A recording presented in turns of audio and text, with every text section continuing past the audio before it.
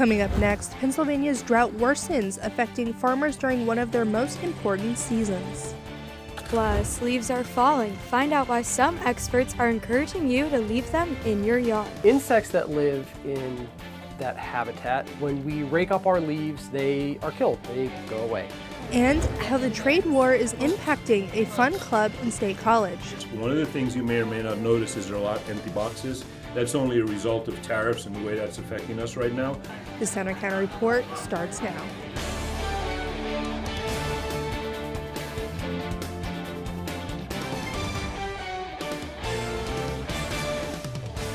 Good afternoon. I'm Amanda Vogt. And I'm Hope Green. Thank you for joining us on the Center County Report. Our top story, drought conditions are getting worse across many parts of Pennsylvania as this dry stretch of weather continues from August into the fall. Here's the newly released U.S. Drought Monitor map. It shows most of the Northeast in our state is abnormally dry, with moderate drought conditions in parts of western and central PA. There are even a few areas in the severe and extreme drought categories. Is there any rain on the way? We'll check the forecast later in this newscast. The dry weather is impacting local farmers and their crops. From pumpkins to Christmas tree farms, JB Tree Farm in Huntington County has been dealing with the drought this year. Further trees, heat stress, stunted growth, needle loss, and browning are all possible with the dry weather. Some of the varieties of trees, the Fraser is the hardest one for a dry season. So here and there in the fields, there's some little baby red trees, and there's medium sized, and I even saw one big one that had turned red. So they're the most susceptible to the drought.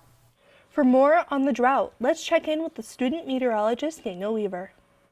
Yeah, thanks guys. I got a few graphics here to show you put this drought into better perspective. Here's a look at the total rainfall we've seen so far this year, and actually overall this year in State College we're slightly below average because we got a chunk of that rain in May, but since early July and August we've been below average. September has actually been close thanks to that one system. Here's a better graphic that puts this into perspective, with one being the driest year on record, and the higher number you get, the more wetter it's been. So Harrisburg and Philadelphia especially have been pretty dry. That's been the case as you go farther east. Farther west though, it hasn't been quite that dry, and we got some more rain on the way, but how much more rain will we see and when will we see it? I'll have that much more coming up in a few minutes. Thanks, Daniel. In other news, the federal government shutdown continues to drag on. It's now in its third week. Senate Democrats rejected for the 10th time yesterday a stopgap spending bill that would reopen the government. They insisted they won't back away from demands that Congress take up health care benefits. House Republicans have left Washington altogether. The standoff has left hundreds of thousands of federal workers furloughed. The State House of Representatives has drafted legislation to repeal the death penalty in Pennsylvania. The death chamber is housed at the Rockview Prison in Benner Township, which will soon close. Lawmakers have presented a new bill for the House Judiciary Committee. It contains provisions that would end capital punishment statewide. Pennsylvania has not executed anyone since 1999. The Center Daily Times is suing the Pennsylvania State Police over access to video. The paper says the police refused to release body cam footage from an August ICE operation. 24 men were arrested on I-99 near Bellefonte, reportedly on their way to work at a hospital construction site. State troopers were present, but their involvement remains unclear. The newspaper is demanding transparency. There's some good financial news for the State College School District. It's ended the fiscal year with a budget surplus of $10.1 million. Administrators are recommending transferring the extra money into capital reserves to fund future debt service obligations like building projects. The surplus is from tax and investment income that's above historical highs and more state and federal revenue than expected. There's new life for Penn State's public broadcasting outlet. The university's Board of Trustees has approved a new deal to transfer control of its public media station, WPSU, to Philadelphia outlet WHYY. By doing that, Penn State won't have to pay a $17 million subsidy, and it would keep the station on the air. WHYY has 30 days to find at least $8 million in financing commitments. The proposed plan is still subject to approval by the WHYY board and the FCC. For the 7th year in a row, Mount Nittany Medical Center has received a 5-star rating from the Centers for Medicare and Medicaid Services. This recognition places Mount Nittany among the top hospitals nationwide for healthcare quality. Fewer than 10% of hospitals across the country earn a 5-star rating. The CMS rating summarizes overall performance and provides patients with information on how the hospitals perform. It's officially fall, which means it's time to break out the rakes and clean up the yard. But what if we don't have to? Reporter Morgan Supis talks with a local expert about leaving the leaves alone this season. Fall is in full swing, which means nature's becoming a bit more colorful. But that color comes at a cost. Leaf litter is a fact of autumn, making yards look a little messy. But experts say you should actually let those leaves stay. Leaf litter provides a habitat for lots of insects and small mammals, things like mice. And insects that live in that habitat, when we rake up our leaves, they are killed. They go away. Penn State professor Michael Scavarla says those insects are vital to our ecosystem as a food source for birds or a beautiful way to light up the night. So people wonder, where did all the fireflies go, but then go and rake their yards up? Well, you threw them out with your leaves. Experts say just 1 square meter of leaf litter could be the home to up to 50,000 arthropods, which are essential to our ecosystem. So leaf litter is one of the most diverse habitats on the planet. It has been called, even in temperate areas like here, the poor man's rainforest. Scavarla says leaving those leaves in your yard is an easy way to keep these important species alive. It's a small thing, but it can matter to the insects that use that habitat. And letting the leaves go shouldn't affect your grass either. Your grass is going into a dormant state anyhow because it's winter and nothing's growing. And so leaving the leaves isn't going to hurt it. So now, being lazy can be good for the environment. Yeah, it's really easy to leave your leaves. You don't do anything. In State College, I'm Morgan Supis. But experts also say you should take the time to keep your sidewalks cleared off to prevent walking hazards. So, will we see any wind and rain to bring down more leaves this weekend? We check the forecast coming up. And the post-Franklin era begins for Penn State football with a tough game coming up this weekend. Also coming up, how a local cigar club is feeling the heat from tariffs half a world away.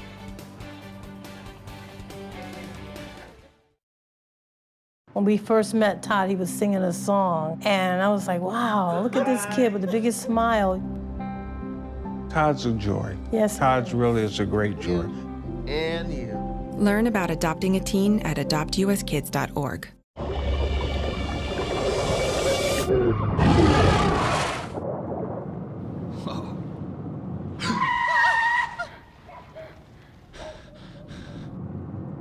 Eyes forward. Don't drive distracted. Children are the greatest joy and our best hope for a better future. Friends, they are the future. But did you know that millions of kids are facing hunger every day? Food is not just food. It's energy, health, confidence, hope, and even love. Yes, love. Thank you! Learn more about how No Kid Hungry is helping end child hunger in America at helpnokidhungry.org.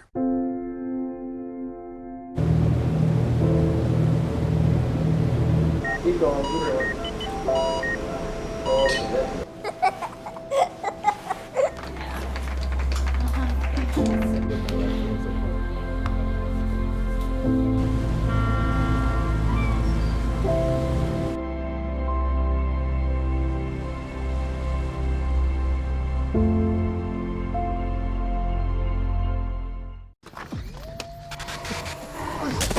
Multiple studies have shown that marijuana can slow both driver reaction and response time, which can be really dangerous. He's here. He's here. Wait. What? I can't drive. Why? My. Oh.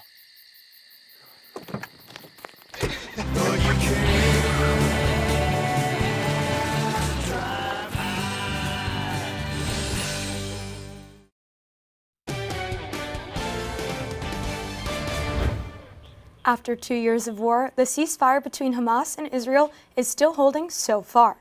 Hamas says it's freed all 20 living hostages and all the bodies it can access. Israel has released 250 Palestinian prisoners and hundreds of detainees.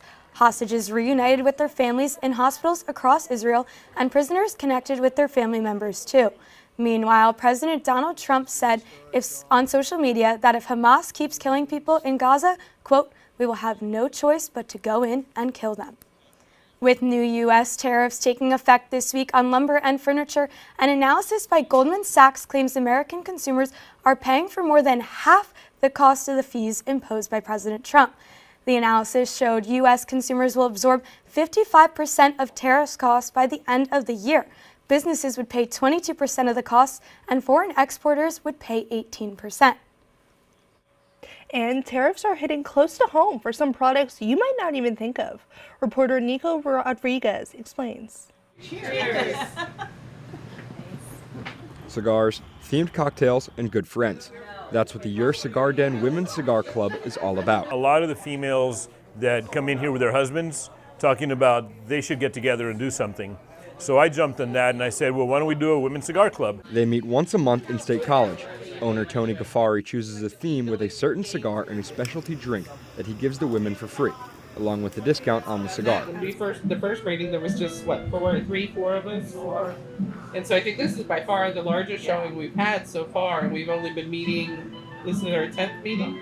I'm standing here inside one of the 3 humidors at Your Cigar Den. The women members of the club can come into this humidor and pick up this $10.35 cigar. But starting tonight at midnight, these cigars will no longer be $10.35. They're rising 18% due to tariffs on foreign imports. Yes, even the cigar club is feeling the tariff effects. Tonight at midnight, the full tariffs take effect. So that'll go from about 18 to 36%. So whenever we get a letter from a manufacturer that says there's an increase, I post that on Facebook and I send an email out.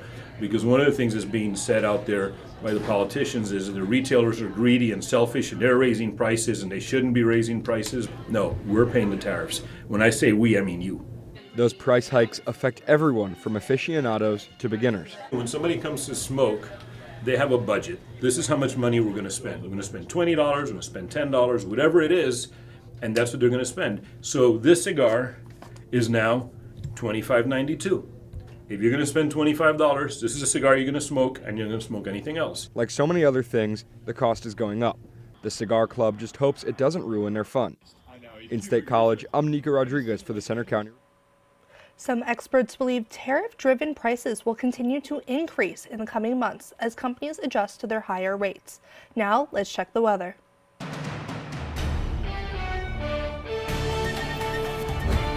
Thanks, Hope.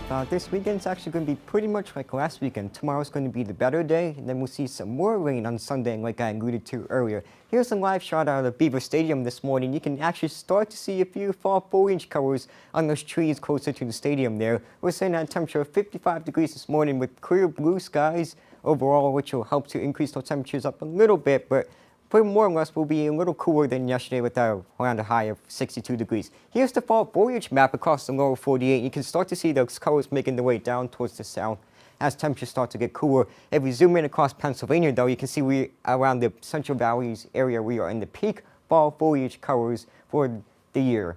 In fact, tomorrow's going to be a beautiful day to see those fall colors with parents and families weekend. We got temperatures in the 70s, so about 10 degrees warmer than where we are today, and we'll up those up to 72 degrees with some rain on Sunday. Here's a look at your current satellite radar.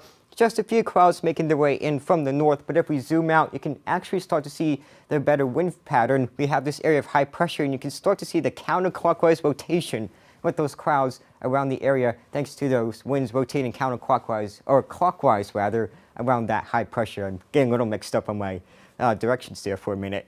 Temperatures across the region though, 55 in State College, 56 in Altoona, 51 in the Valley of Johnstown. If we zoom out across the rest of the state though, Erie's at 59 already, while Philadelphia is 1 degree warmer at 60 degrees this morning. If we time out the weather for the next few hours, we can see clouds will be a little mixed in there with the sun, but overall though, temperatures will be a little mild in the low 60s, so around average for this time of year. We might see a few showers across the north, but shouldn't be too much of an issue here in State College, but can't rule out those shower chances for tonight. And then as we move throughout the rest of the weekend into Monday, or Sunday, Monday, you can see that next system starting to approach in from the west over there. But bringing it back to today, we're seeing the forecasting of high of 62 degrees and slightly above average for this time of year with sunny skies.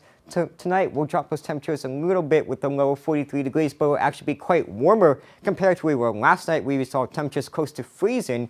And then tomorrow we'll see a temperature of around 70 degrees, so about 8 degrees warmer compared to today. And in fact, as we go throughout the 7-day forecast, you can see that temperatures will continue to be warm on Sunday with some rain in the forecast, but at least that'll be good for the drought busting, hopefully busting those drought conditions.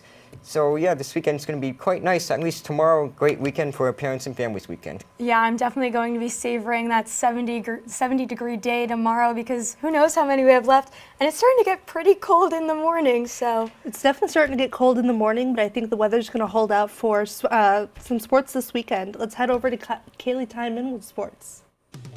Coming up in sports, what's next for Penn State football as it faces big changes at coach and quarterback? And basketball season is almost here. We preview this year's Nittany Lions team featuring 8 freshmen. Sports is next. Hey there, I'm Lance Bass, and this is Chip.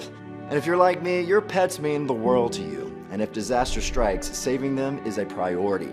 Learn how to keep your best friends safe at AmericanHumane.org.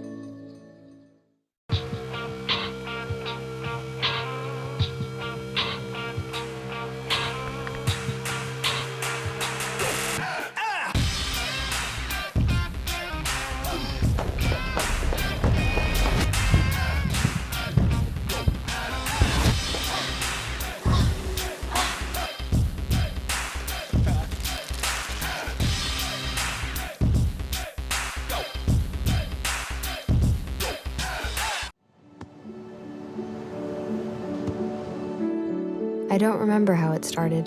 Go to that. Our back and forth. It always came back. Dad! You probably don't remember what you told me, That was perfect. but I heard every word.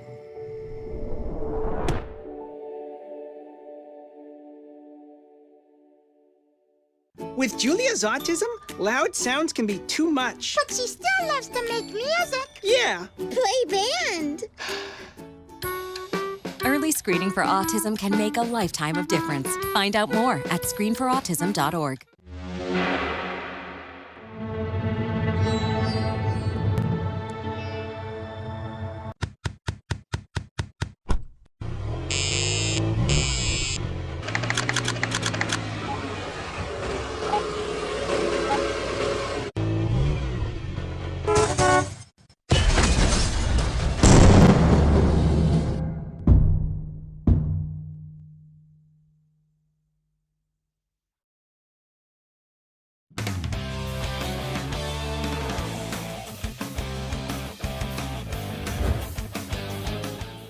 I'm Kaylee Tallman with sports. This week has been far from normal for Penn State football after James Franklin's firing. There's not only a coaching change, but a quarterback change and so much uncertainty as the team heads to Iowa. Here's the latest. An era of Penn State football has come to an end. The university fired Coach James Franklin on Sunday after another agonizing loss, this time on homecoming. Athletic Director Pat Kraft has named quarterback coach Terry Smith the interim head coach. Smith said Franklin had the opportunity to address the team after getting the axe. And as you could imagine, it was emotional. Those kids love him. The firing comes after 3 straight conference losses. The Nittany Lions became the first FBS team to lose back-to-back games as an outright 20-plus point favorite in the last 30 years. Did I expect to have to walk up those stairs yesterday at Lash Building and talk to James like I did and have that conversation? No. But we're built, or you should be built, ready to handle what adversity is coming and what you believe is the right thing for the program. The athletic department will now have to shoulder an almost $50 million buyout. This is not the institution's issues. So we, in athletics, are covering all the costs. I just want that to be known. It's no secret that there's uncertainty going on behind the walls of the Lash Building right now, but what is certain is that Penn State has a football game to play at Iowa this weekend at night. Now, head coach Terry Smith has a message for those watching at home. I promise we're going to put a better product on the field that every Penn Stater is going to be super proud of. Saturday's game will be that much more difficult with the loss of starting quarterback Drew Aller, whose season ended with an injury against Northwestern. Redshirt freshman Ethan Grunkemeyer will take his place. Grunks look really good. You know, he's had a really good 2 days. He's excited for the opportunity. Grunkemeyer will lean on Coach Smith this week as they both find themselves in unfamiliar territories. He was just being honest with me, and he wanted that same feedback from me. So I think having that middle ground has been super important for both of us. It's a step-by-step process for Smith to get the guys in the locker room ready for Saturday. Well, Sunday was really traumatizing to him. Monday, they calmed down a little bit, but had some anger in them. And then yesterday was, we'll show up for practice, coach, and give you some effort. And today was, hey, we'll run a little harder today. Kickoff for the road matchup at Iowa is set for tomorrow at 7 p.m. If you can't watch the TV broadcast on Peacock, you can listen live on Penn State's Com Radio with our broadcast team at Kinnick Stadium. ESPN's Pete Thamel is reporting quarterback Drew Aller underwent successful surgery this week for a broken ankle suffered in Saturday's game, and that he's on track for a full recovery. Penn State Athletic Director Pat Kraft was emotional as he talked about Aller on Monday. He's been through a lot, and he is that. He's a kid. And I think to see someone who's gone through a lot at a young age, and anyone who ever doubts that young man's commitment to Penn State and Penn State football, you don't know what the hell you're talking about. Aller's career at Penn State came to an end after 3 seasons as the starter. He threw for over 7,000 passing yards with a 26-9 record. The senior led the Nittany Lions to their first ever college football playoff berth last season. Over to high school football now. The 7-1 Bishop Guilfoyle Marauders welcome the 6-2 Clearfield Bison tonight. The Bison come into the matchup on a 3-game win streak, and the winner will face Bishop McCourt next week for the Laurel Highlands Conference Championship. Phillipsburg Osceola heads to Tyrone to face the Golden Eagles at 7 p.m. Both teams are 4-4, fighting for a playoff spot next week with a win tonight. And Hollidaysburg remains undefeated as they face Williamsport on the road, also at 7. Hollidaysburg is averaging 39 points a game, but Williamsport always seems to play the Golden Tigers close. You can see football highlights tonight on After the Whistle at 11:30 p.m. on our YouTube channel. It's a big hockey weekend in Happy Valley for both the men's and women's teams. The 6-0 Nittany Lion women return to face Mercyhurst this afternoon. Penn State has scored an average of 4.5 goals per game. They played their first AHA Conference Series last weekend and swept Delaware. The team has already collected 4 AHA Weekly Awards. And the men's team hits the ice tonight at Pagula against Long Island University. The Lions are 3-1 to start the season. The opening game for Penn State men's basketball is just over 2 weeks away, but we got our first look into the Nittany Lions this week.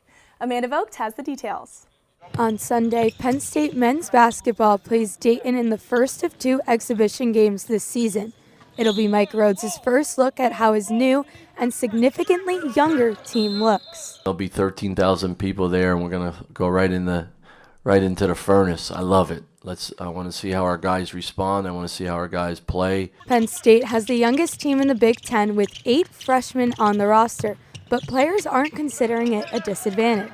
I think it'll help us a lot because, who cares how young we are? Like Coach said, nobody's going to ask us how old we are on the court. It's about how good, if we could play or not. And front and center is Caden Mingo, the 4-star prospect from New York. I feel like it was a day in, day out type of process, just coming in, showing I could lead the team and showing that I'm trustworthy of having the keys, as he said. And it's really a blessing that Coach and all my teammates trust me with the keys and are able to give me the ball and are able to put the ball in my hands. It's not just age that makes this roster stand out. Mike Rhodes wanted to bring new talent to Penn State, and for that, he looked overseas. 4 international players are taking a chance and playing college basketball in America, and Meli Tunja likes that risk. I played in Europe, but I want to experience something, so I like to take risks. So this is going to be the step for my bigger goal. So far, Rhodes has been impressed with how practices are going, but he knows it won't be easy to win right away. We're going to have some tough days where we learn a lot about ourselves, and we're going to have some other days I think we surprise a lot of people. In University Park, I'm Amanda Vogt for the Center County Report. Penn State will also play an exhibition game in the Bryce Jordan Center on October 26th before the official home opener against Fairfield on November 3rd. Now, Amanda, I'm really excited to see what these young guns can do on this team for Penn State men's basketball, and hope hockey weekend this weekend. Penn State seems to be loving hockey right now. Yeah. I'm definitely excited to see women's hockey take the ice this weekend. Yeah, coming up next, we preview some fun fall festivities at Penn State's Arboretum happening tonight and tomorrow.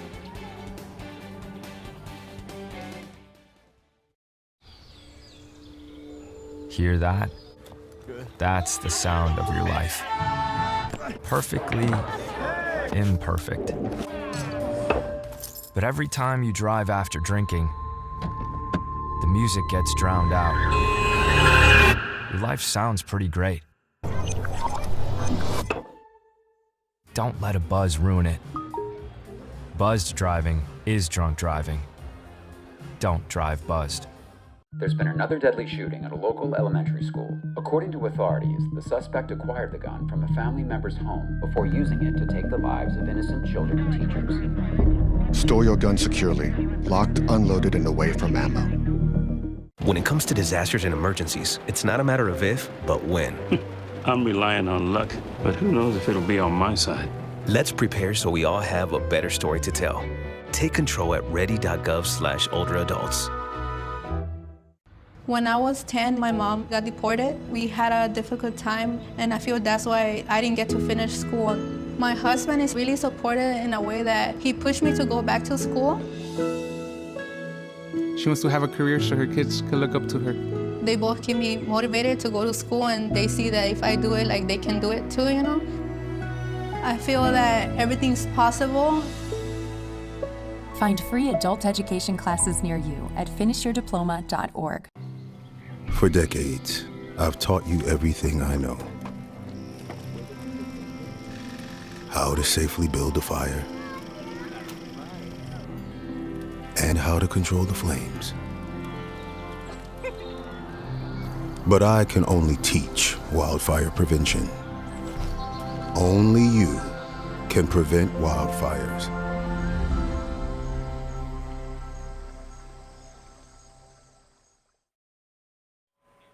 Halloween is just 2 weeks away, and Penn State is getting you in a spooky mood tonight to get ready. The annual Pumpkin Fest kicks off tonight at the Arboretum. The family-friendly event has lots of fun events, from jack-o'-lantern displays and the carving contest to live music, food, crafts, and activities. Events run from 5 till 9 tonight, then 10 a.m. to 9 p.m. tomorrow. That's all for today's newscast. We hope you'll join us on Tuesday for our next local news update. But you can follow us anytime for breaking news on our Center County Report X, and you can see our stories on our Facebook page, Instagram, YouTube, and our website. Have a good weekend.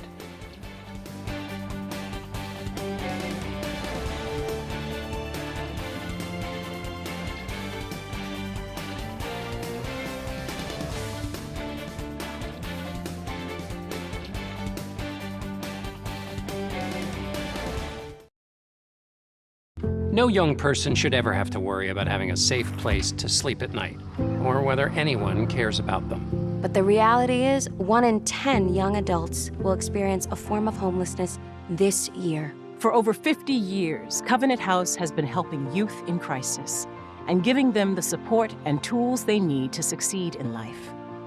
To learn more, go to covenanthouse.org today. Thank you for caring. In Iraq, our truck hit a roadside bomb. I had about 16 surgeries on my hand so that I could regain function. And when I came home, I needed a new roof due to a storm.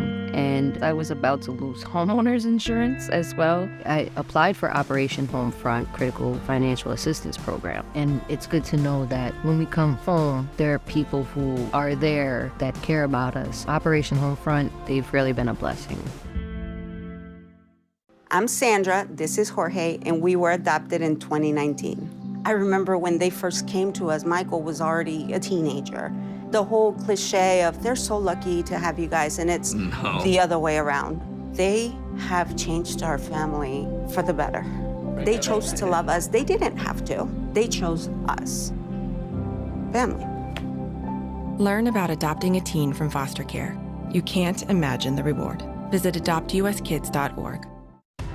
The new Walk MS experience was so uplifting. All of us are coming together, not only for that walk day, but for every day. I love the energy at Walk MS. It is community, it is family. I can ride that high for the rest of the year. A cure is on the line for me. A cure is on the line for all of us.